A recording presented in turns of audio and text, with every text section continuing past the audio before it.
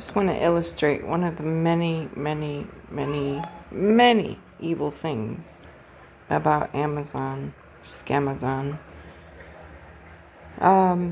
So right here, oh, look at this package that this came in. They sent 3 packages and none of them were completely full. But anyway, look, it's recyclable just like a box. That's let me turn up. I didn't realize it was upside down. That's this part, but all the stuff inside, don't even get me started. Look at how much I threw in there already. All that plastic. For what? Anyway, let me point out something else that is just completely dysfunction. It's like dysfunction. There's no way you can mess this up on accident. This is definitely by design. So back in the day, if I ever put orders for clothing items, I could put the size that I chose. And now I notice they already just say, oh, she wants a medium.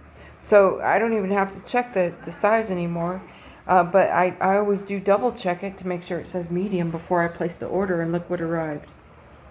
Now if that had been a small, I could still have squeezed into it, but I can't get into it. It's extra small. So how does that be a part of my profile on Amazon? Do I order things that are extra small? No. So how does the algorithm mess that up? Right. Let me continue my rant until somebody knocks on my door. Okay, what else is evil about Scamazon? Well, let me see. Where do I start? Well, let's just start at the beginning. At the beginning, Scamazon was a company that said, hey, there's all these vendors all over the place, and we're going to act as a single marketplace to promote the products and goods of these vendors. Order through us for one-stop shopping, so the customer doesn't have to go out to all these different stores and keep a track with, if they ever have to exchange things or return things, they don't have to deal with the vendors individually.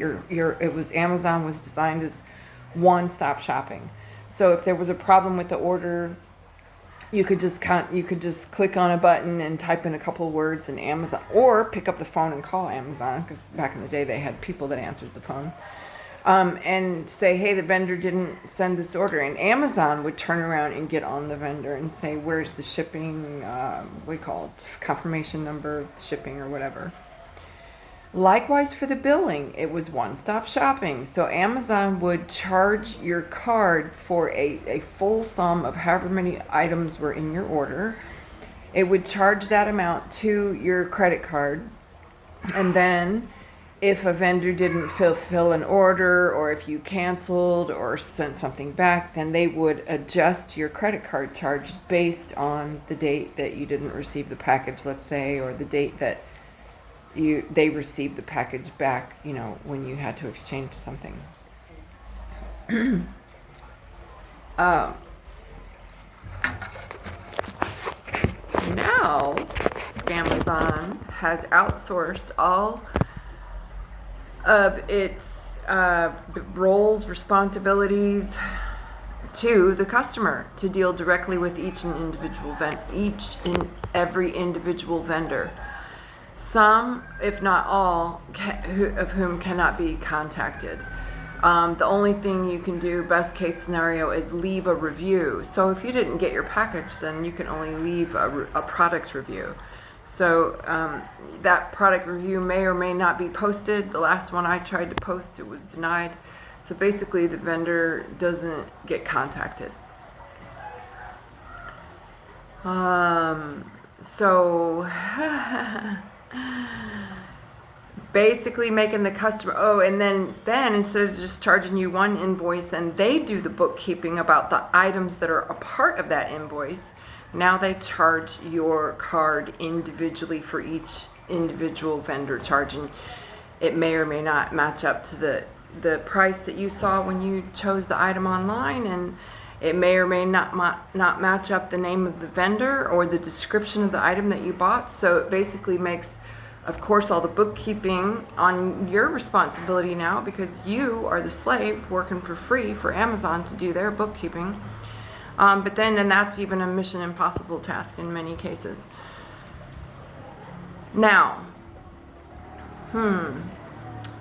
unnecessary and superfluous packing material, do not get me started. Back in the day, I would wait and order, like, I would wait till my book order got to be like at least 10 books.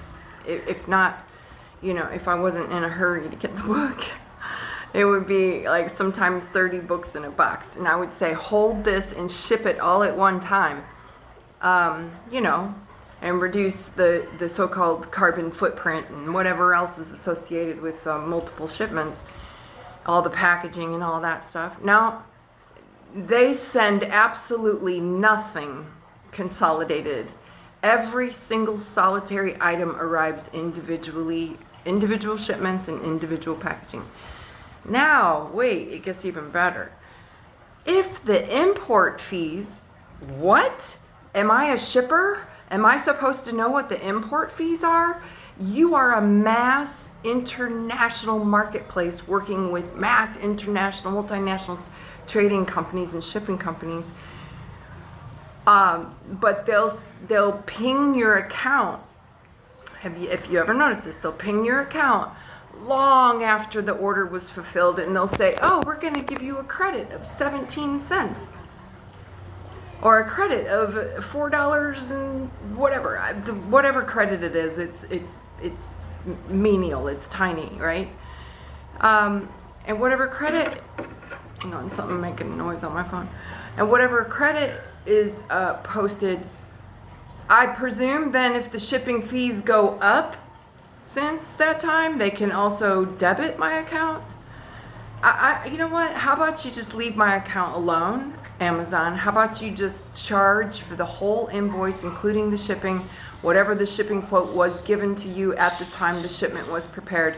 And if there's a refund in the 20 cents or something of the shipping, then you go ahead and keep it. But stop pinging my account with micro deposits. This is part of the 26 red flags protocols. I'm not going to go into that right now. You're going to have to look that up yourself. But this is part of the protocols of the 26 flags with regards to banking institutions. And then if they see numerous charges like this, they'll call micro deposits. This will flag your account for so-called fraud and get you shut down. So it's just completely nefarious. But wait for the cherry on top of that steaming pile of Scamazon bullshit.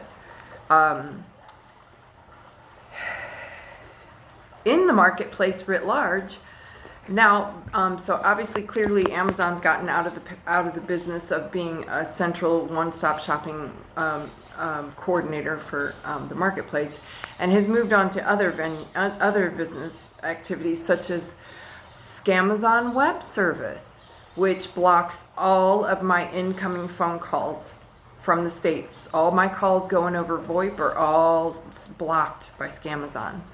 Anybody tries to call me, my calls go through to Scamazon Web Service, or Scamazon, whatever number it is. That's AWS. Not only are they blocking my calls, they are blocking my online market transactions. I have been literally kicked out of the online marketplace for, I want to say like 50-50, 50% of the time kicked out now for over 12 years. But with each year, it's getting like more and more denial of service. And, it's all for my safety, of course, right? Because I need somebody to make sure I'm safe when I use my credit card. No, you don't, credit card company. You need to follow the terms and conditions of the contract, which states that you are supposed to provide me with a statement. I review the statement, and if I find something to be fraudulent, then I submit a dispute. There is no preemptive fraud alert, nothing. That's a denial of service protocol. But that's what Scamazon does too. I had a paid just one example. I had a paid subscription email service to Proton Mail, which is also extremely evil. But that paid subscription was due, I want to say like March of this year. And when I went on the online to pay it like I normally do, which is on the Proton server website, when I plug my credit card directly in there, if I plug my credit card directly in there, it goes through to take the payment for the subscription. No, not this time. They sent it through Scamazon Web Services, and you can count on it. My payment was rejected, and the Proton Mail literally had no way for me, no other alternative for me to pay for the service. So imagine, going through 10 gigs of personal data, like email by email by email, and scrubbing it and saving people's contacts and saving copies of correspondence that you've had with friends and family and business partners and affiliates and you name it. Every email that's ever come in your inbox, and now you got to turn around and scrub that and get it off. God, that's another thing. Proton took away the ability to back up anything. So it's just, yeah, that's a rant. I will leave you with regards to Scamazon and what a shit it is. Like, it's total. But the concept, the business concept, is excellent. It's excellent. I love the idea that someone's going to do interface and provide a central marketplace for vendors. But please provide that service, and take the trillions of dollars of profit that you earn every freaking hour of the day and use that to do your own bookkeeping. Do not ask the general public, who by and large is working between 2 and 3 full-time jobs, to take time out of their schedule to call your damn customer service that doesn't exist, to interface with the vendors that you're responsible for interfacing with, and or to interface with the credit card companies regarding any shutdown of your credit card that is caused by your micro deposits. Not your micro deposits, Scamazon's micro deposits.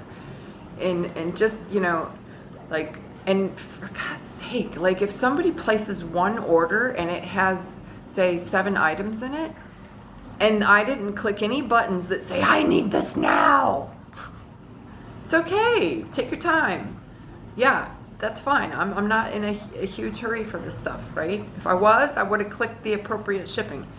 So bundle it all up together and send it in one package instead of, I'm not even kidding, I took one t-shirt out. It was wrapped 2 times in a plastic bag that was 10 times the size of the t-shirt, and 2 of those, and then that was buried inside of a box, and then that was buried inside of the,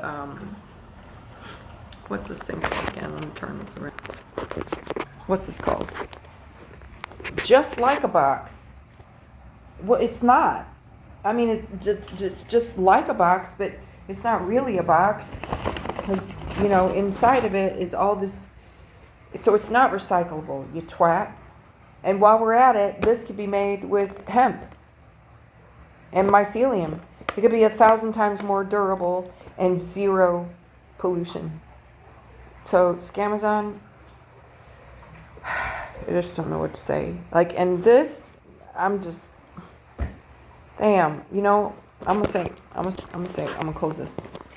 I hate with a passion. Now, I know that's a strong word, hate. I abhor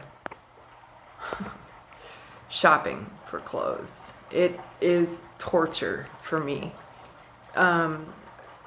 So I'll wear things until they fall apart, and then I'll place an order, and then I'm good, and I don't want to have anything to do with clothes shopping for maybe another 8 to 10 years, or as long as possible. So here I just went and spent this money and time on their damn website picking out what I wanted, and I know for a fact when I order things, I always check the size. Every time. I never just assume that the item I've chosen and the color and whatever pattern or whatever it is in this, I have to look and see and say, yeah, that's the right size, because I sure ain't gonna deal with Scamazon to try to return items. So absolutely, check it. It says medium. All my items in the cart said medium. And I note also that because they're harvesting your data and they're harvesting the trends, what size do you normally order? So like it literally will say on the website, based on your previous shopping or something like that, we suggest that you buy a medium. Well, thanks, Captain Obvious, because that's the size I was going to buy anyway, but good. So there's no way you could have sent me, not just failed to send me, I mean, who even orders an extra small?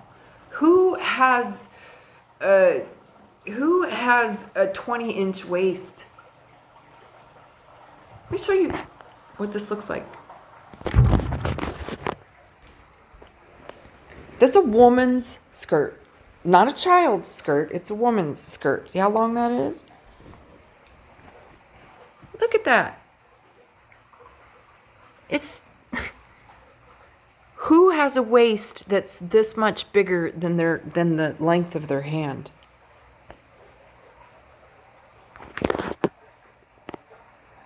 I don't know what woman would need an extra small. So thanks, Scamazon, for dumping off a product, an item that no one is ever going to buy.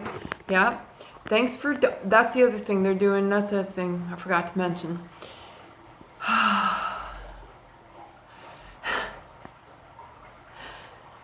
All the stuff that's being shipped now is primarily factory rejects and items that can't otherwise sell. And that because they know it'll be such a pain in the ass for you to try to exchange it or return it that you'll just, you'll just suck it up. So that's what's going on now. That's about the last thing I'm going to say about Scamazon. I think that's it, isn't it? Oh, and wait, one last thing. To leave it on a funny note is that I started calling it Scamazon, like, I don't know, a couple years ago when, I had been noticing this aforementioned behavior over the course of the previous several years. And then when they started intercepting my phone calls and that kind of stuff, that's when I remember about that time I started calling it Scamazon. Now, I thought I coined that phrase because I like to coin a lot of phrases, like I like to give acronyms to, like Center for Disease Creation is the CDC, and FDA would be the Fraud and Death Administration, and don't forget the North Atlantic Terrorist Organization, and the Department of Dipshits, the Department of Sickos. There's a couple more really good ones. I don't know. I have a lot. I thought that was just another one of my silly names, right? And then I watched this movie. I don't even know how I came across this movie, but somebody told me about this movie and I watched it, and the dude, I think he actually had a t-shirt. Like, and it's like this, I think, a guy that had obsessive compulsive disorder, and he had a t-shirt, and like he worked for Amazon, but the t-shirt said Scamazon. And I'm like, I don't know, is this like a Hollyweird movie? Did Hollyweird come up with that phrase before I did? I don't know. But I sure didn't see it until I saw that movie. Anyway. Alright, family, that's it for now. That's my rant about Amazon. Scamazon. Ciao for now.